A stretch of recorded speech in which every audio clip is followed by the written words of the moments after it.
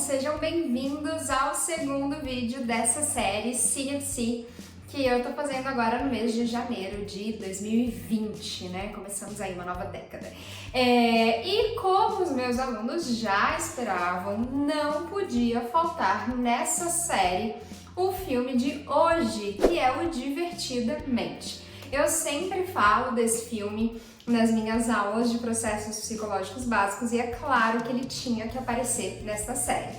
Bom, os desenhos infantis a gente já vem percebendo há algum tempo que eles abordam temas muito mais profundos e muitas vezes do que filmes que normalmente são dedicados para o público adulto. E dentre eles a gente tem aí Frozen, o Up, que o Up, gente, é o filme mais triste que eu já vi na minha vida. O Procurando Nemo também tem várias coisas pra gente analisar dentro da psicologia e enfim. A maioria dos desenhos animados a gente consegue abordar aí algum tema da psicologia e discutir algumas coisas, mas eu não podia deixar de falar do filme de hoje, do Divertidamente.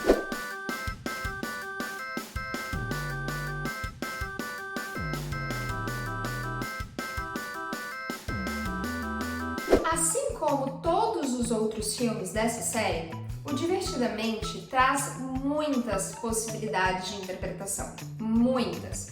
E claro que eu aqui estou escolhendo um pequeno trecho, uma pequena abordagem de algumas coisas que a gente pode pensar. E aí eu convido vocês a irem aqui nos comentários e colocarem outras percepções, outras visões, outras coisas que a gente poderia abordar nesse filme aqui no Divertidamente. E uma das linhas que a gente pode interpretar e fazer análises do filme Divertidamente, que eu não vou abordar aqui, mas só para clarear um pouco aí a nossa ideia sobre isso, seria fazer uma interpretação daquelas ilhas de personalidade com a teoria junguiana da psicologia analítica.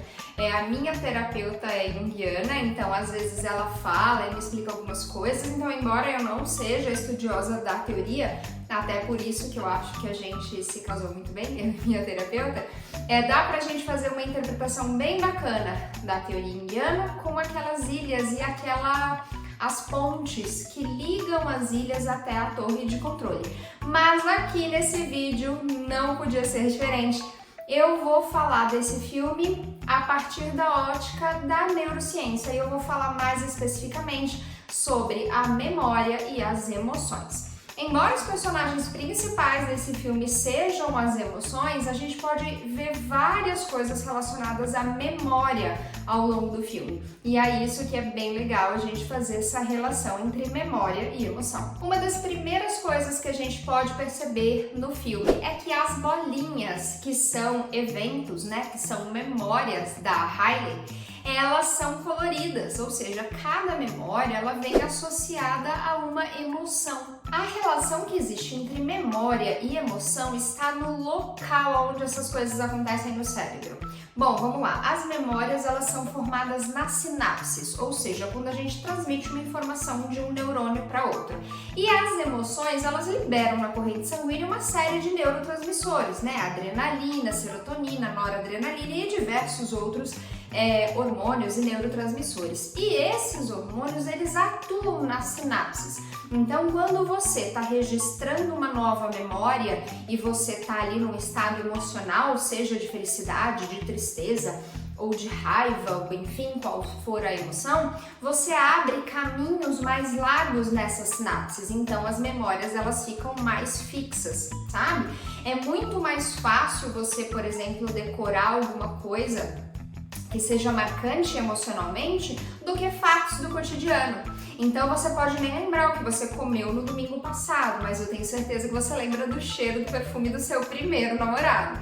Então eu costumo dizer para os meus alunos, gente, amem ou odeiem a disciplina, mas tenham alguma emoção daquilo que vocês estão estudando. É muito mais proveitoso você estudar alguma coisa, mesmo que seja odiando a matéria, do que você levar as coisas meio blasé, sabe? Do tipo, e tanto faz isso aqui. Então, essa é a associação entre memória e emoção e por isso que as bolinhas que aparecem no filme todinho das memórias da Riley, elas têm cores que são referentes às emoções. Vamos agora ver uma cena do filme que acontece um processo bem legal aí da memória. Parece que nossa garota dormiu. O plantão do sonho é meu. Eu levo isso para as Formamos memórias de uma longo bela prazo. Grande dia hoje, gente. podia fazer umas Turma camisetas bem, com equipe. Nessa cena, a gente vê que ao final do dia, quando a Riley vai dormir, é o momento em que eles selecionam as memórias, ou seja, que eles pegam todas aquelas bolinhas de todos aqueles eventos que aconteceram ao longo do dia e aí vão jogar aquilo para a memória de longo prazo.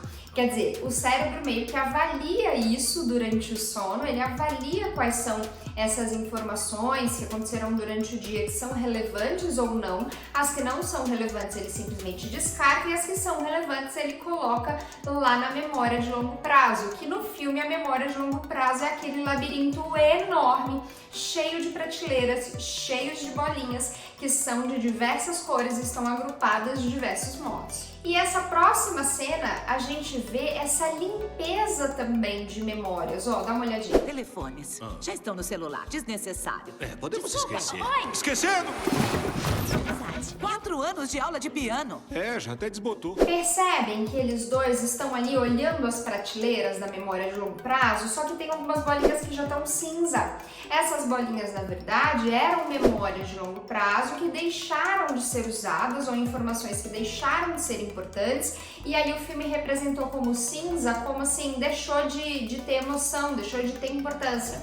E aí, na hora da limpeza ali do sono, eles também vão pegando aquelas bolinhas e jogando lá pro lixo das memórias, né? Então, seria ali um fosso do esquecimento, um lugar onde as memórias são colocadas, aquelas memórias que não têm mais importância. Então, por exemplo, você pode decorar um CEP da sua casa por anos e anos e anos, e aí você mudou de casa e você agora tem que decorar um novo CEP. Ao longo do tempo, você simplesmente apaga a informação daquele seu CEP antigo, porque não faz mais sentido você ficar com aquela informação na memória. Mas aquelas memórias lá que foram parar no lixo das memórias, no fosso do esquecimento, como eu chamo, elas podem ser resgatadas. Na verdade, o filme não mostra isso, né? A Alegria foi a única que foi parar lá no lixo das memórias e conseguiu vir de volta, né? Por conta lá do carrinho mágico. Mas, na realidade, o nosso processo de memória, ele consegue sim resgatar as memórias. Então, imagina que você aprendeu diversos conteúdos de física e química no ensino médio que você não lembra mais.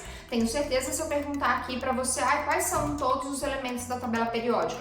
Acho que ninguém vai lembrar. Agora, se você pegar e se dedicar alguns minutos reaprendendo a tabela periódica, você rapidamente vai resgatar esse conhecimento, porque de algum modo, mesmo que ele não esteja mais ali na prateleira, ele está em algum lugar que pode ser resgatado. Então é como se a gente pudesse pegar uma memória lá do fosso das memórias e voltar para que elas continuem ali na prateleira da memória de longo prazo. Uma outra analogia legal que a gente pode fazer é lembrar daquela série Sherlock Holmes. Eu falo também bastante do Sherlock Holmes nas minhas aulas. Acredito que vocês já tenham visto. Quem não assistiu, vale a pena assistir. É bem legal e também tem várias coisas que a gente pode comentar. Aliás, eu acho que seria uma boa, né? Eu fazer uma série de análises de séries e não de filmes. É que série demora muito pra gente assistir, né? Mas enfim, o Sherlock Holmes é uma outra série bem legal e tem várias cenas que o Sherlock fala de um tal do Palácio da Memória.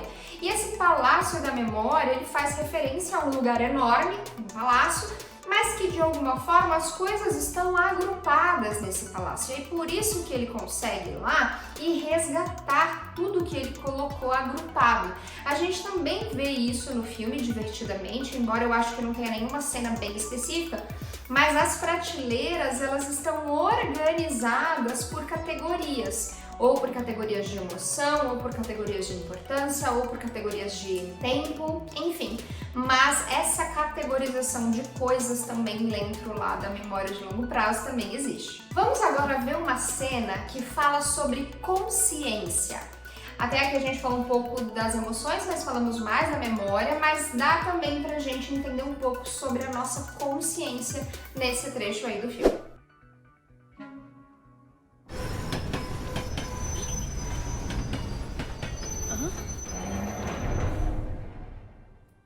Ei, por que paramos? A Riley foi dormir. É hora da pausa.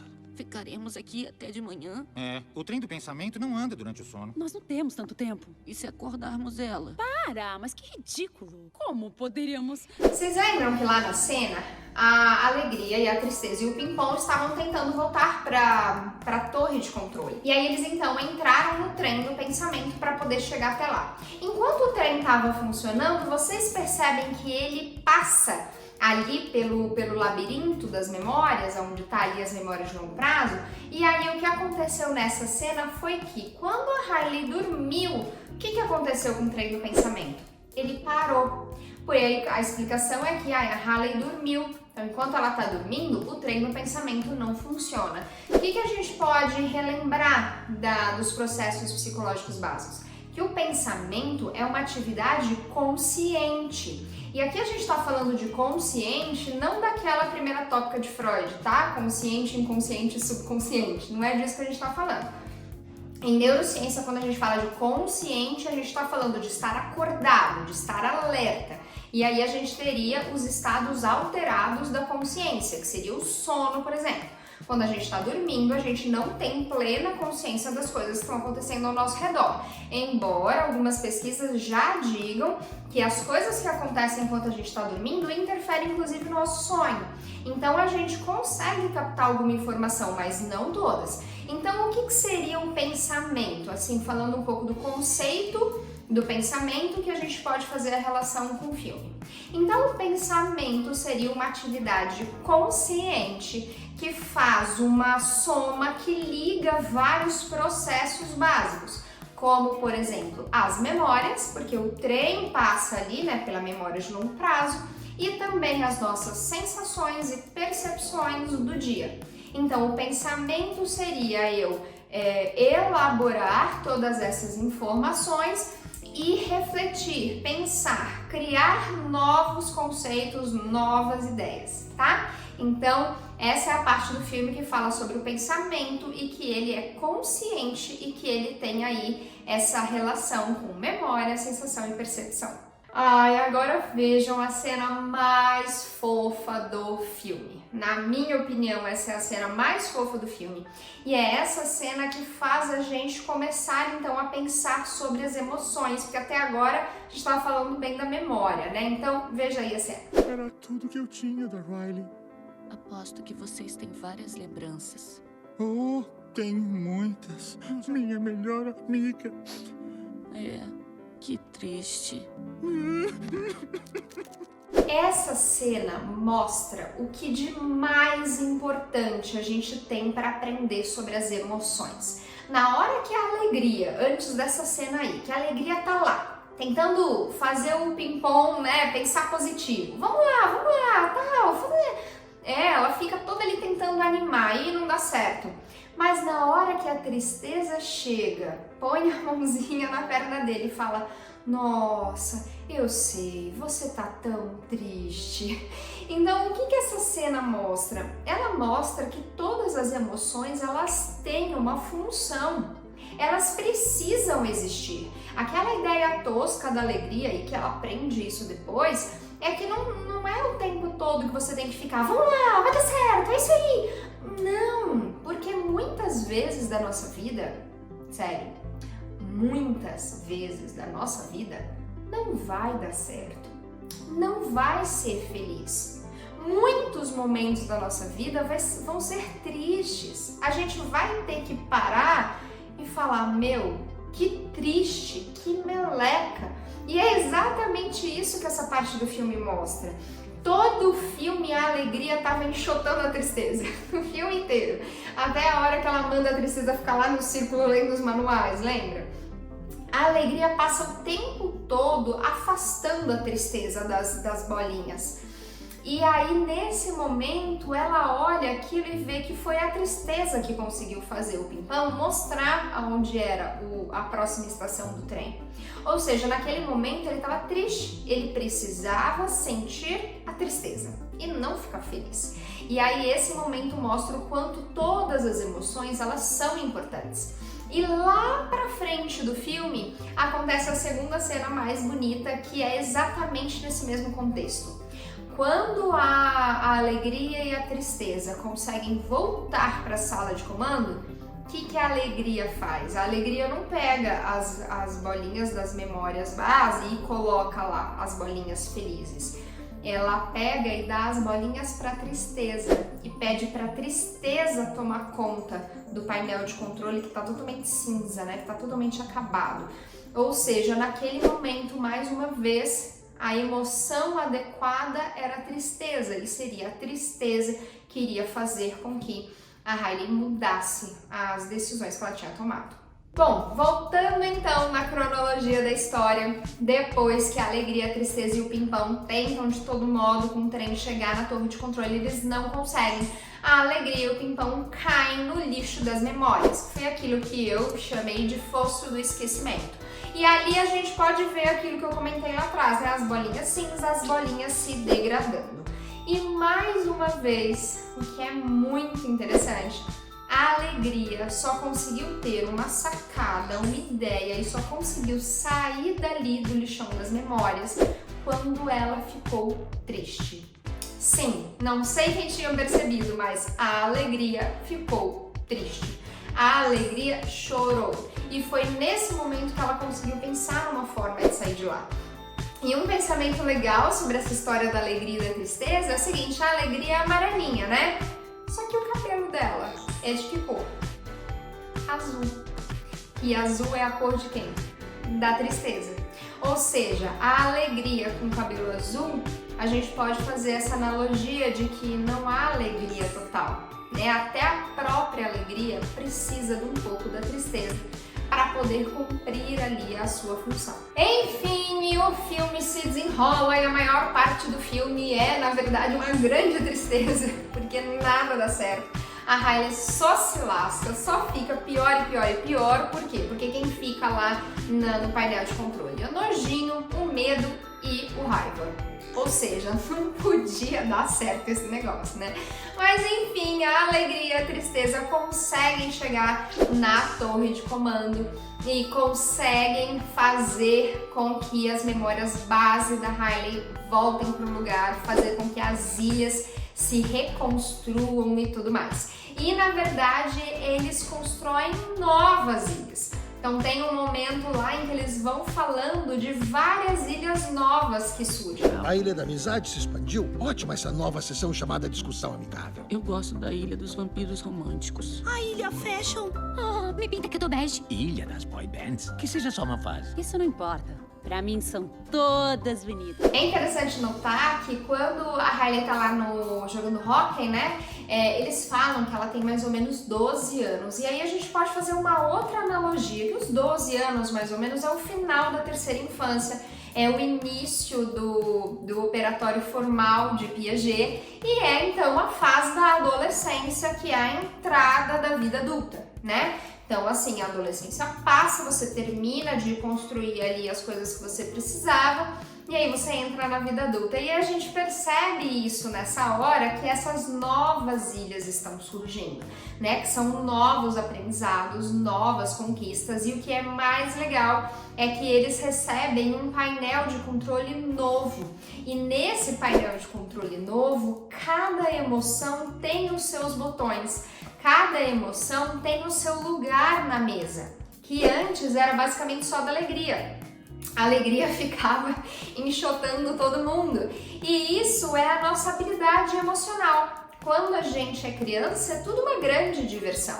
E aí a gente vai se frustrando, e aí a gente vai aprendendo, e aí a gente vai entrando em contato com outras pessoas e outras coisas. E aí a gente vai desenvolvendo a nossa emoção, vai desenvolvendo a dosagem das emoções e nesse final então a gente tem todas as emoções juntas nesse painel de controle, representando que cada uma tem uma tarefa específica que elas têm que trabalhar juntas. Nós somos uma mistura das nossas emoções, nós não podemos querer ou entender que o ser humano ficaria só com uma ou duas emoções. Não, nós somos o conjunto delas. E na verdade todas elas estão dentro de todas as nossas memórias e de todas as nossas sensações e percepções. Atenção! Agora tem o seguinte, que aí é que a professora Jemima fica. Tá. Gente, tá faltando alguém nesse filme, não tá? Nós não temos 5 emoções básicas, nós temos 6. No filme só aparece alegria, tristeza, nojinho, medo e raiva, mas falta uma emoção básica. E aí, sem procurar no Google, me diz aqui embaixo qual é a emoção básica que está faltando no Divertidamente. Bom, é isso. Eu espero muito que vocês tenham gostado. Tá dando um super trabalho fazer esses vídeos, mas eu tô adorando. Que eu estou sistematizando as coisas que eu já percebo nos filmes. Agora eu tô colocando tudo num papel para poder vir falar aqui com vocês. E aí, comenta aqui embaixo que outras análises, que outras percepções vocês tiveram do Divertidamente e me deem um feedback aqui, além de marcar os amigos que também gostam de psicologia para vir assistir esses vídeos, tá bom? Bom, se você não me segue, vai lá no Instagram, gemima.giron, que lá também este ano, além do meu dia a dia de psicóloga, eu vou postar bastante coisa, bastante conteúdo, tá bom? Então é isso, a gente se vê no próximo vídeo. Tchau!